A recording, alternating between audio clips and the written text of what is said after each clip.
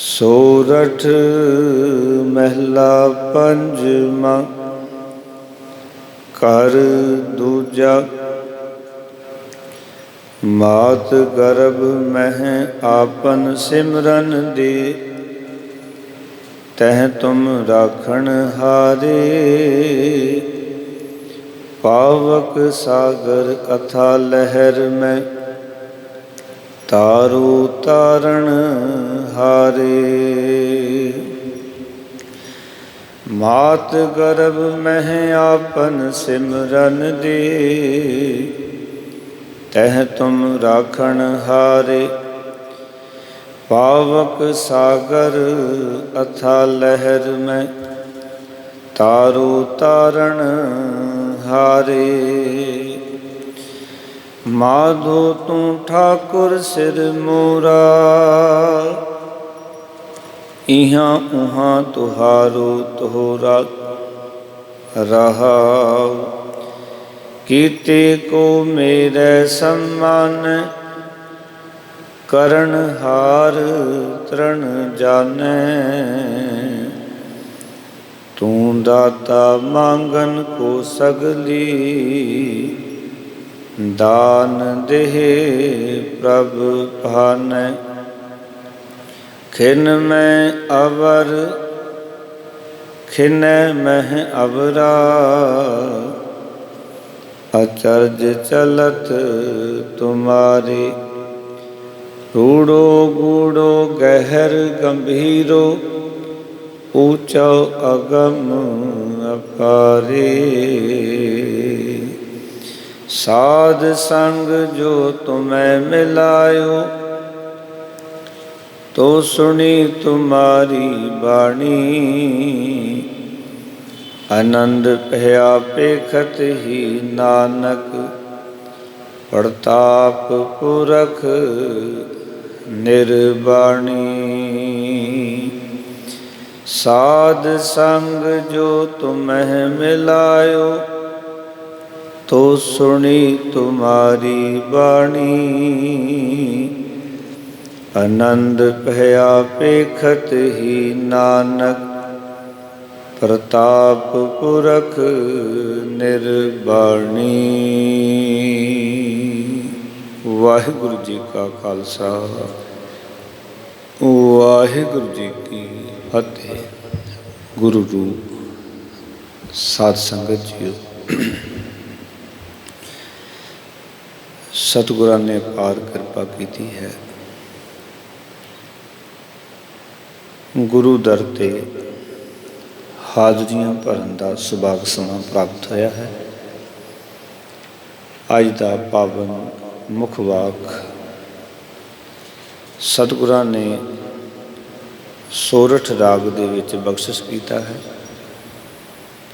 धन धन गुरु अर्जन देव जी महाराज पंजवें सतगुरां दे उचारण किए हुए ये पावन अगमी बोल ताल दे कर दूजे विच इस पावन शब्द नूं गाउण दा हुक्म है।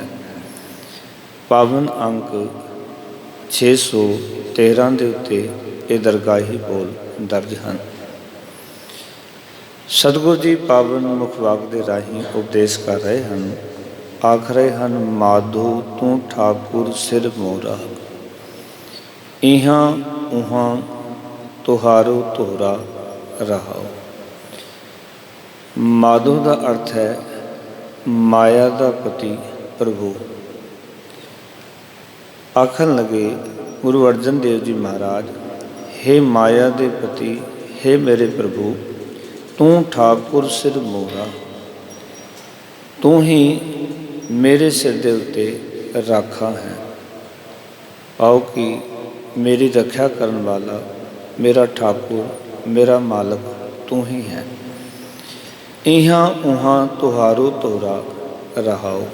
आखर ने, हे प्रभु, इस लोक विच अते परलोक दे विच मैनू तेरा ही आसरा है, तेरा ही सहारा है, तेरी ही टेक है।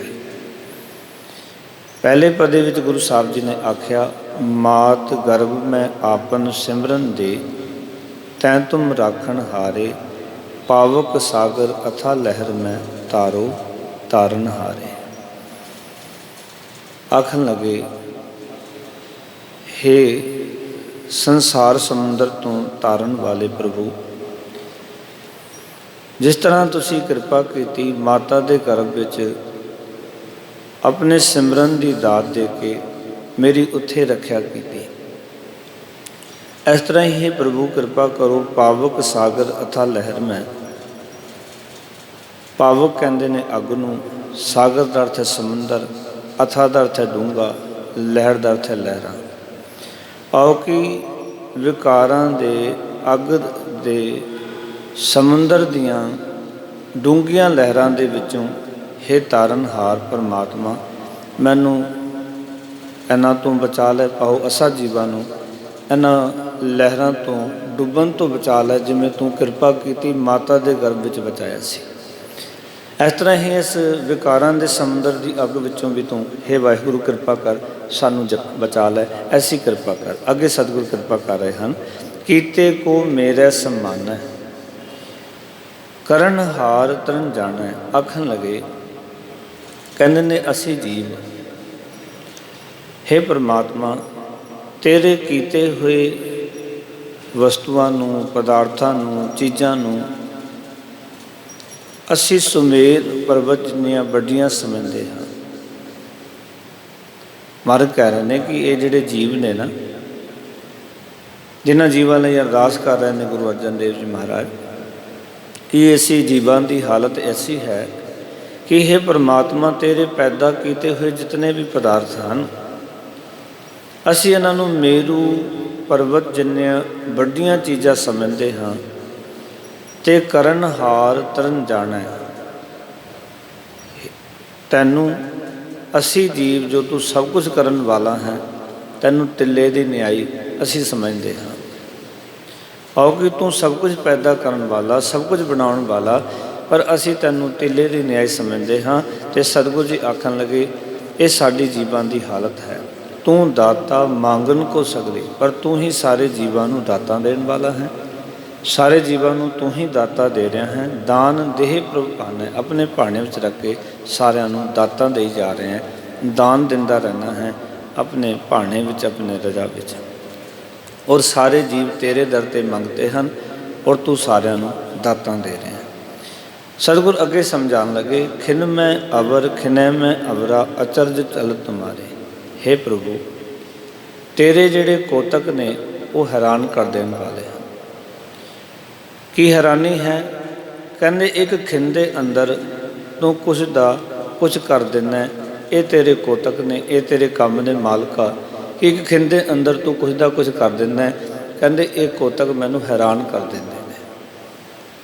अगले वचन कीते मारने, रूडो गूढ़ो गहर गंभीरो उच्चो अगम अपारे।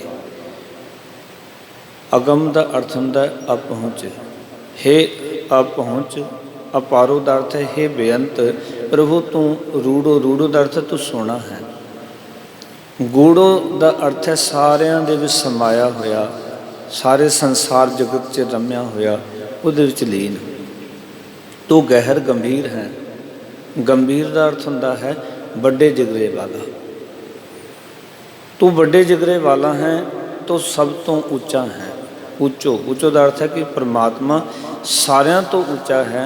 और तू ये संसार की जिहड़ी खेड है, इसनूं खिंदे अंदर कुछ दा कुछ कर देना। ये सारियां गल्लां वेख के सतगुर आखदे ने, मैं तो तेरे कोतक वेख के हैरान हो जाना।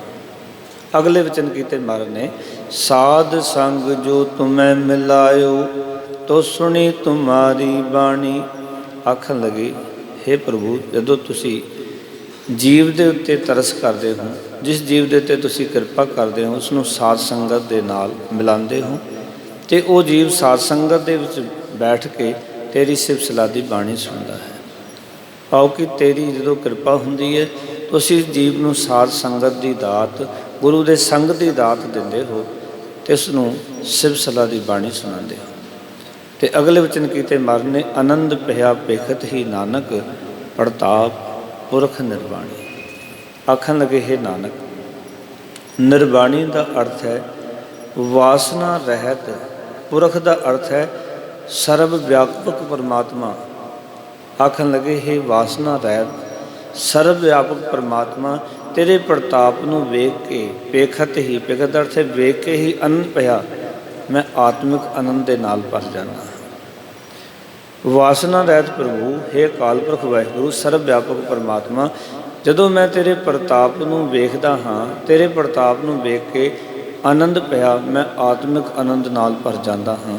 ਆਓ ਕਿ ਮੈਨੂੰ ਆਤਮਿਕ ਆਨੰਦ ਹਾਸਲ ਹੋ ਜਾਂਦਾ ਹੈ ਜਿਵੇਂ ਜਿਵੇਂ ਮੈਂ ਤੇਰਾ ਪ੍ਰਤਾਪ ਵੇਖਦਾ, ਤੇਰੀ ਖੇਡ ਨੂੰ ਵੇਖਦਾ ਹਾਂ, ਅਤੇ ਮੇਰੇ ਜੀਵਨ ਵਿੱਚ ਆਨੰਦ ਵੱਧਦਾ ਜਾਂਦਾ ਹੈ।